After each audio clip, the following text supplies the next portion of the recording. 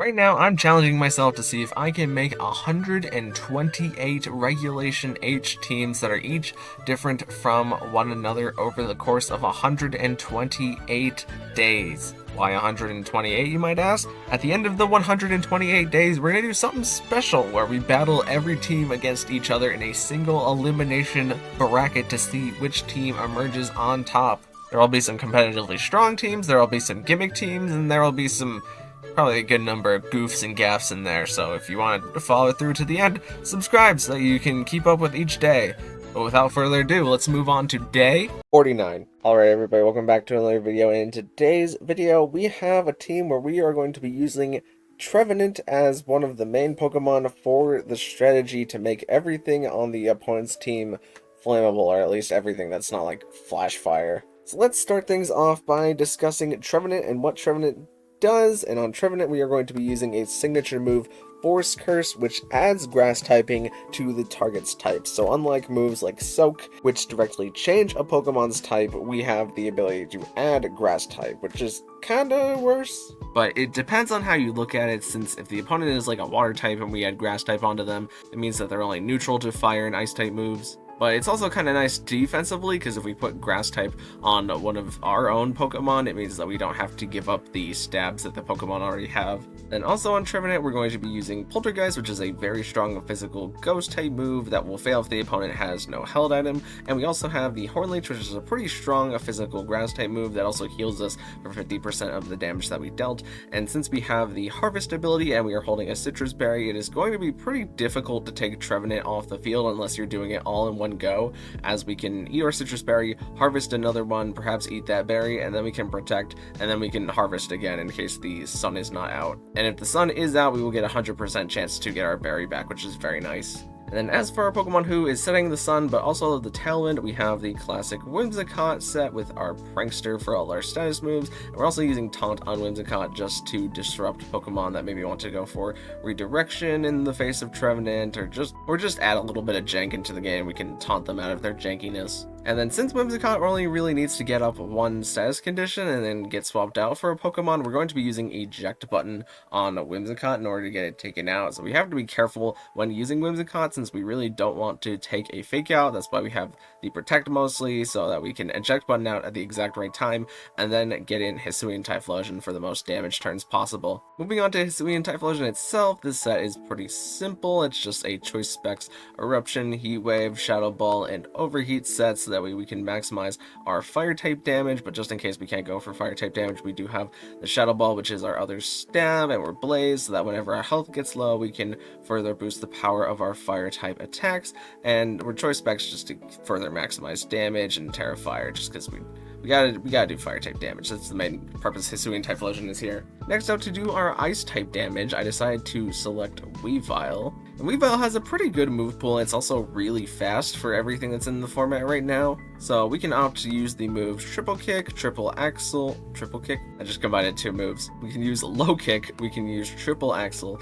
and we can use Knock Off in order to do good stab damage, but also Low Kick gets some annoying Pokemon out of the way, like rock types or dark types that other Pokemon on this team maybe can't deal with. And we do have the Clear Amulet, which is going to allow us to ignore stat drops, which is mostly just for Intimidate, but also like Icy Wind or Electro Web speed drops are kind of annoying for Weavile, so we prefer to be really speedy. And in case we ever lose our Clear Amulet for whatever reason, we are running Pickpocket, which will, if we hit a Pokemon with a contact move, it steals the attacker's item, which is significantly better than Pressure, but Pickpocket still will probably never come up. Next up, we got Farigiraf, and Farigiraf is going to be our priority negation tool with the Armor Tail, of course, but it's also going to be our Trick Room negation tool since we are running Imprison and Trick Room. On Farigiraf, it gives us the option to negate opposing Trick Rooms, but also to set up ourselves in case the opponent gets really speedy. And we have the Dazzling Gleam to combo with our Terra Fairy whenever we want to deal Fairy type damage,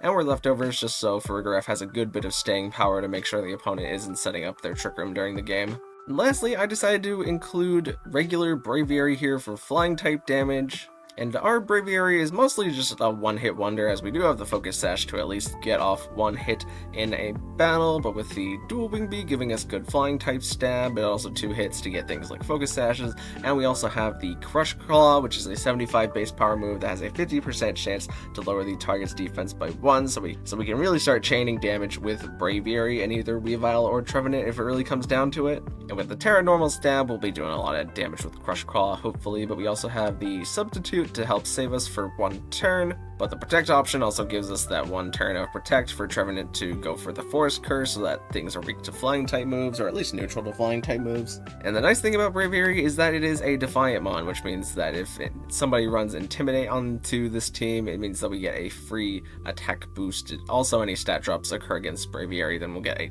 double free attack boost. So yeah, that's the basic gist of the team. Let's get into some battles. Alright, so first up we have a battle against a Pelipper Arc Rain team, but they also have the option for going for the Mouse Ape, and they have Grimmsnarl for good support, as well as they have the Sinistra for probably healing the Annihilate whenever it gets too low, but it also gives them a Trick Room option against our fairly speedy team. So the battle starts, and they lead Grimmsnarl and Archaludon, and we lead Whimsicott and Weavile, so I'm not super psyched about seeing Archaludon first off, but we get at least some low kick damage into it to maybe put it in range of an Eruption, and Weavile is just going to get slapped by the Body Press, and Whimsicott is going to take the special attack draw, but it also means that we get Eject buttoned out into Typhlosion, and now we can bring in Braviary, and they do bring in Pelipper here, but I predicted that they would bring in Pelipper, so I just went for the Shadow Ball into Archaludon, and I went for the Crush Claw into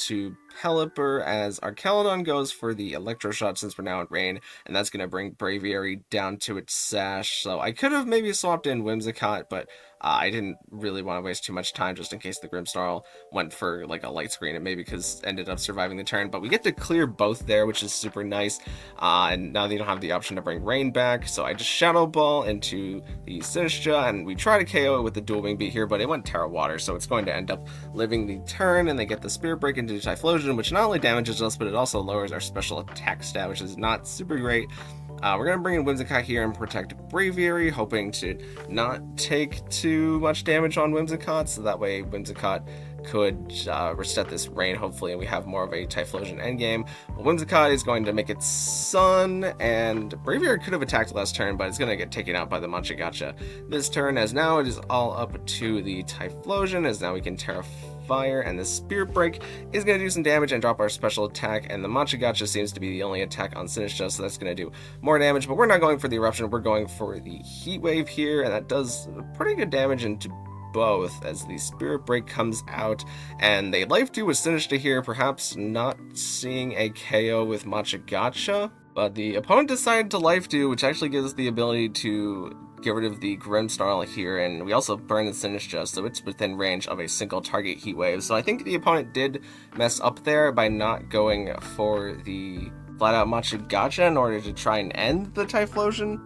But they didn't know that we were choice specs, so they could have been reasonable that they were actually expecting a Protect there instead of an attack. So if you're predicting someone to stall out the last turn of Trick Room with a Protect in closed team sheet, that play makes perfect sense. Here we have a Mouse and Archaludon team, but they also have just good attackers overall in the Dragapult, the Glamora, and in the Gholdengo, so a lot of offensive components here. So I decided to lead Weavile, hoping that we can do some good super effective damage with Weavile, and we also have Trevenant here just in case we can make something weak to fire, which we have Typhlosion in the back. So I decided to switch Farigiraf here to catch a Fake Out, and we get some decent low kick chip into the Incineroar, which is going to make it closer to being KO'd by the Eruption, as Glamora just goes for the poison damage into both. And I decided to hard switch Typhlosion here just because I thought there was going to be a poison type move and then maybe a dark type move into Farigiraf, but they actually parting shot into Typhlosion, which isn't super optimal here,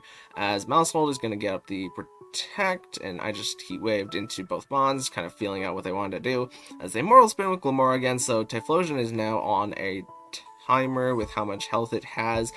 But if we get Typhlosion low enough, we can activate the Blaze, which is a thought that I have in the back of my head, as we protect Farigiraf, because I really don't want Farigiraf to get Population Bombed to get rid of the opponent's ability to protect with any of their mons.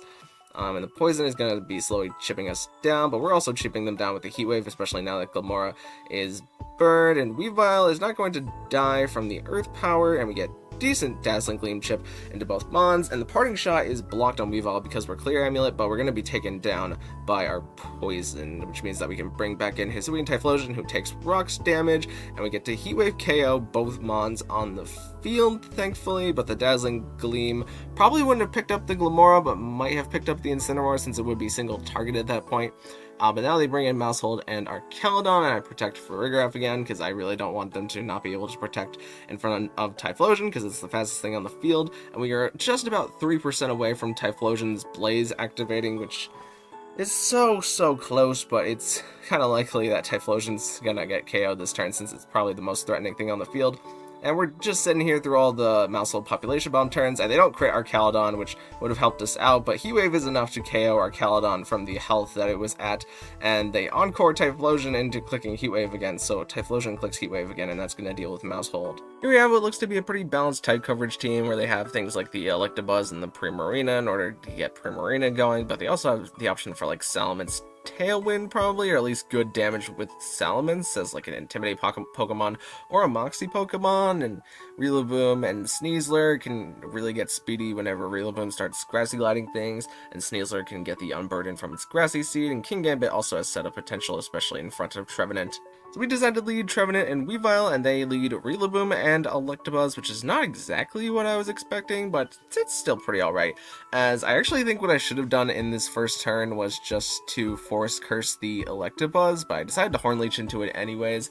and they would make it on this next turn, and that means that Electabuzz would be weak to the Weavile, as we see how much the Triple Axle does, and actually I guess that wouldn't have KO'd, but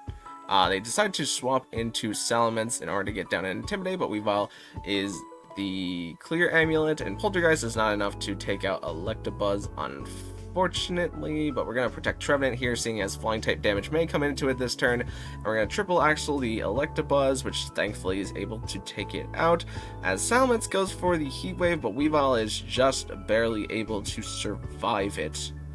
So now the opponent brings in Kingambit, and I swap in Farigiraf, maybe seeing a Sucker Punch KO, but they actually just Terra Fire their Salamence in order to avoid taking super effective Triple Axle damage, and they get the Heat Wave into both Mons, and Kingambit gets the Sword Stance, so not a great turn for us here by any means. Now we can bring in Hisuian Typhlosion, who is faster than both, and they try Sucker Punching, but we're Armor Talon Farigiraf, and we do take some Heat Wave damage from Salamence, who is faster than us, and they can be faster than us, but it seems more than likely, since they've only been clicking Heat Wave, that they are Choice Scarf at this point, so we get good Terra Fire damage with Typhlosion, as Rillaboom gives us back our Grassy Terrain, and the Fake Out is going to be negated by Armor Tail, and we're currently imprisoning, so even if either of these Pokemon did have Protect, they wouldn't be able to use it, as the Eruption takes out Salamence and does so much damage into the Rillaboom, where we can KO with what we have in the back, and the opponent decides to give up. Here we have a pretty good spread of Mons, however I think the thing that's most threatening for me is them leading like Slowking and Snorlax,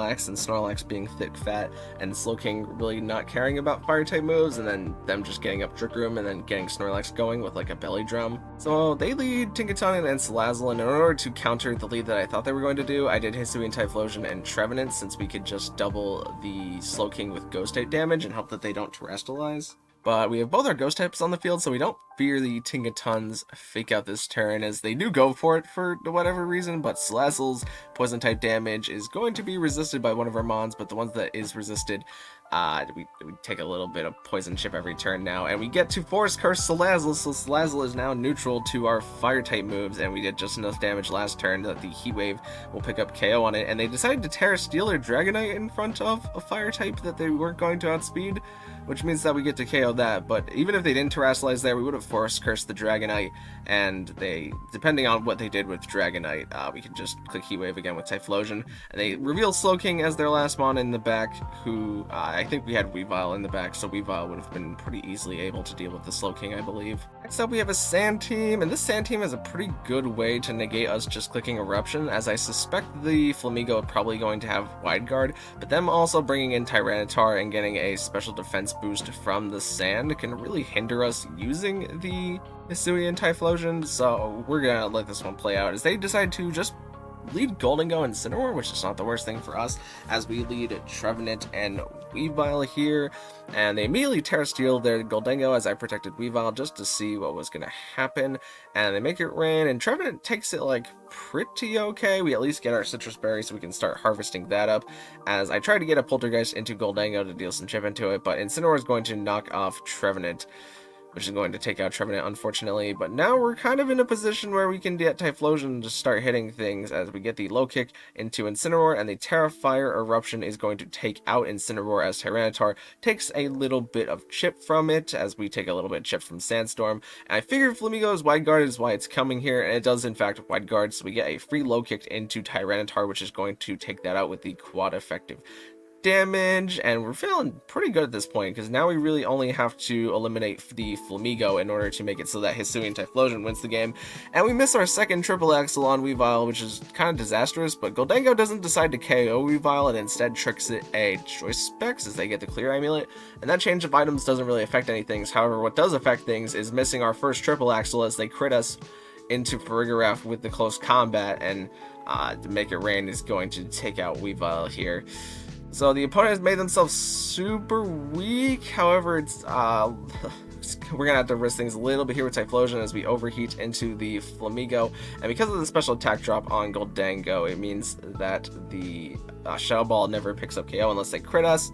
And we just had to risk the two 90% hit accuracy moves in their two overheats in order to take out Flamigo and Gholdengo to end the game there. And lastly, we have a game with Archaludon Rain, but they decided to bring Politoed instead of Pelipper, but they also have the option to go with Tailwind with their Kilowattrel, but they could also just elite Indeedee Armorage and go for a very sneaky Trick Room mode. So I kind of planned for the Trick Room mode, so I decided to lead Weavile and Farigiraf here, and they did at least lead Armorage, but they actually also led Kilowattrel, and Kilowattrel gets up the Tailwind, as I tried to knock off into Armorage, but we imprison them going for Protect or Trick Room in the future, as we protect with Weavile here, because I actually wanted to get up Trick Room in order to make it so that we were faster than Kilowattrel to maybe bait the Kilowattrel, but I realized that Typhlosion is a better switch here since they revealed the Aura Sphere on the Armorage, which could just one-shot Weavile, and Armorage is probably still slower even though they have the Tailwind set up. Weavile is just that fast inside of Trick Room. So I swapped back to Weavile, seeing as they would probably Expanding Force, and they decided to hard switch into Politoed here as the Expanding Force comes out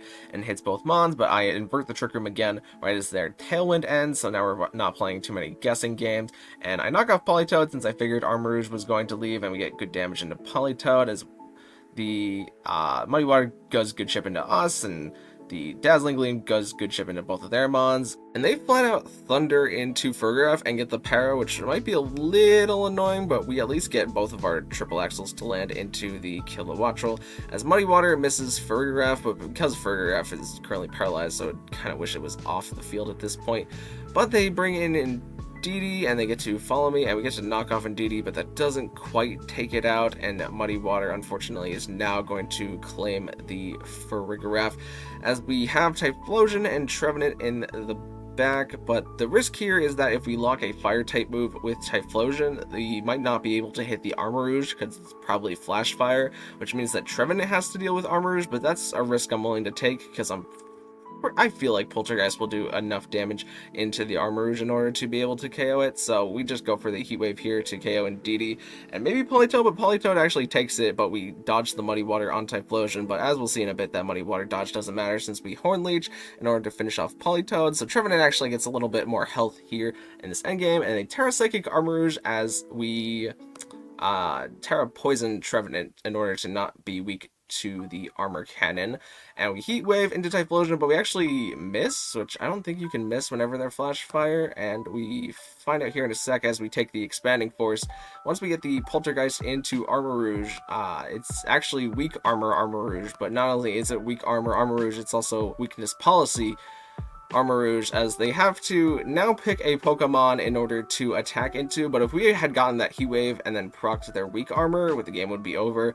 But because the Psychic Terrain is no longer up, they no longer have a spread move, so we can just Horn Leech with Trevenant in order to end the game there. Yeah, that was the Trevenant Makes Things Flammable team. If I had to go back and change the team a little bit, I think I would make Typhlosion work a little bit better with Trevenant, perhaps by dropping one of the Fire-type moves and then just running Protect instead, and then having an item like Charcoal in order to boost our damage, because if we can Protect with Typhlosion on turn 1 and then use Force Curse with Trevenant, I feel like that's a much more consistent way to deal with like Water-type Pokemon, for example. But if you figure out something that you think works better, let me know down in the comments below. But thank you guys so much for watching this video. If you liked it, maybe consider leaving a like, or just flat out hit the subscribe button. That helps too, an absolute ton, even is how much it helps. And I will see you in the next one.